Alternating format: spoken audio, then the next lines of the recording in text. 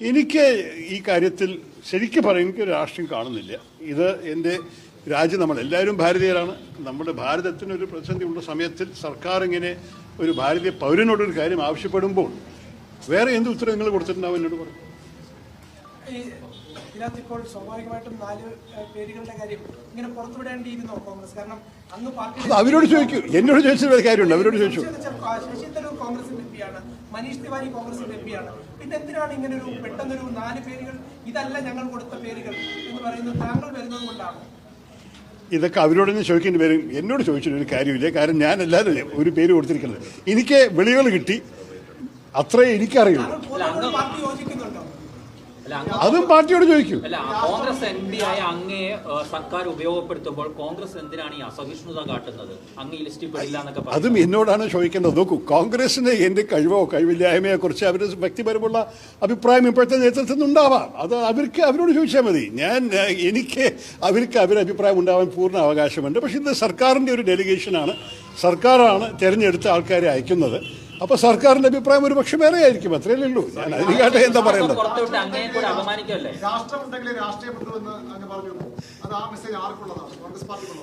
നിങ്ങൾക്കാണ്, നിങ്ങളല്ലേ ഇവിടെ നിൽക്കുന്നത്. ഞാൻ നിങ്ങളോട് സംസാരിക്കുന്നത്. ആർക്കും എന്നെ അത്ര എളുപ്പത്തിൽ അപമാനിക്കാൻ സാധിക്കില്ല കേട്ടോ. നമുക്ക് നമ്മുടെ സ്വന്തം വിലയുണ്ട്. അപ്പൊ എനിക്ക് അതിനെക്കുറിച്ച് വലിയൊരു ചിന്ത.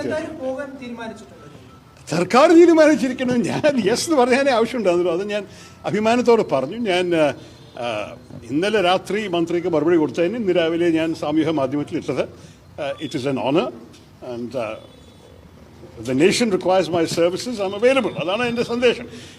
ദേശ സേവനം നമ്മൾ ഒരു പൗരന്മാരുടെ ഒരു കടമയാണെന്നാണ് എൻ്റെ വിശ്വാസം.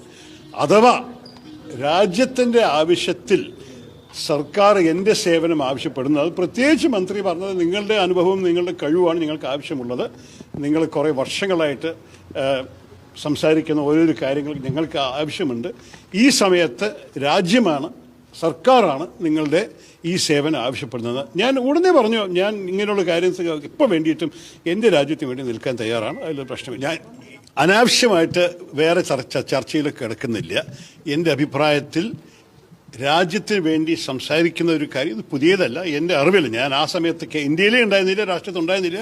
പക്ഷേ 2008 നമ്മളുടെ മുംബൈ ആക്രമണം സംഭവിച്ചപ്പോഴും എൻ്റെ ഓർമ്മയിൽ മൻമോഹൻ സിംഗ് സർക്കാരും പിന്നെ MP-മാരും ഡെലിഗേഷൻസ് പല രാജ്യങ്ങൾക്ക് അയച്ചിട്ടുണ്ടായിരുന്നു.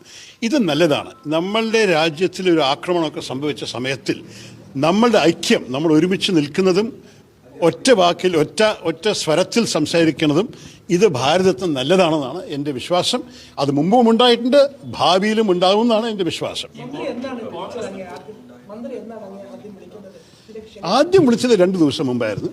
പിന്നെ ഇന്നലെയാണ് ഒഫീഷ്യലായിട്ട് പറഞ്ഞത്. ആദ്യം വിളിച്ചപ്പോൾ ഞാൻ പറഞ്ഞു നിങ്ങൾ പാർട്ടി നേതാക്കളോട് സംസാരിക്കുന്നത്. അത് ഞാൻ പറഞ്ഞു നിങ്ങൾ മാത്രമല്ല വിളിക്കുന്നത്, പല പാർട്ടികളുടെ പ്രതിപക്ഷ ആൾക്കാരെ വിളിക്കുന്നുണ്ട്. ഞാൻ പറഞ്ഞു നല്ല കാര്യം തന്നെയാണ്. എനിക്ക് ഈ കാര്യം ചെയ്യാൻ എനിക്ക് നല്ല താല്പര്യമുണ്ട്. പിന്നെ പാർട്ടി നേതൃത്വത്തിനെ അറിയിക്കുമല്ലോ, എല്ലാ നേതാക്കളെയും വിളിക്കേണ്ടതെന്നും പറഞ്ഞു. അത്ര എനിക്ക് അറിഞ്ഞുള്ളൂ. അത് കഴിഞ്ഞിട്ട് അവരുടെ ഇടയിലുള്ള സംസാരത്തിൽ ഞാൻ എനിക്ക് എന്താ ഇടപെടാനുള്ളത്? അത് അവരോട് ചോദിക്കുന്നു. എനിക്കതിനെ വേറെ കുറച്ച് വെറുതെ ചോദിച്ചിട്ട് കാര്യമില്ല. ഇനി കഴിഞ്ഞ തവണ ചോദിച്ചതല്ലേ ഇത്? എന്താ ആരാ വിവാദം ഉണ്ടാക്കുന്നത്? നിങ്ങളല്ലേ വിവാദം.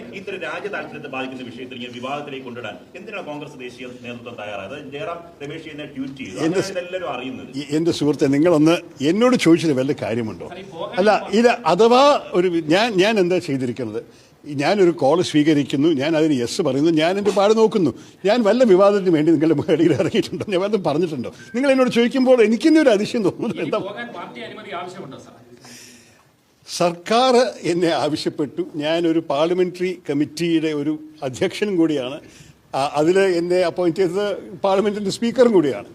ആ സ്ഥാനവും അവർ എന്നോട് പറഞ്ഞു, ആ സ്ഥാനത്തിലും നിങ്ങൾക്കൊരു ഉത്തരവാദിത്തം ഉണ്ടല്ലോ. ഞാൻ പറഞ്ഞു എൻ്റെ ഒരു കടമ എടുക്കുന്ന പ്രശ്നമില്ല, ഞാൻ വരാം. അപ്പോൾ എൻ്റെ അഭിപ്രായത്തിൽ ഈ കാര്യത്തിൽ അവർ ചോദിച്ചു, ഞാൻ സമ്മതിച്ചു. ഇനിയും കാലത്ത് എനിക്ക് എൻ്റെ ഭാഗത്ത് നിന്ന് വേറെ ഒന്നും പറയാനില്ല. ഇനി വേറെ വല്ലവർക്കും പറയാനുണ്ടെങ്കിൽ ഞാൻ അത് വിട്ടുകൊടുക്കുന്നു. താങ്ക്സ്.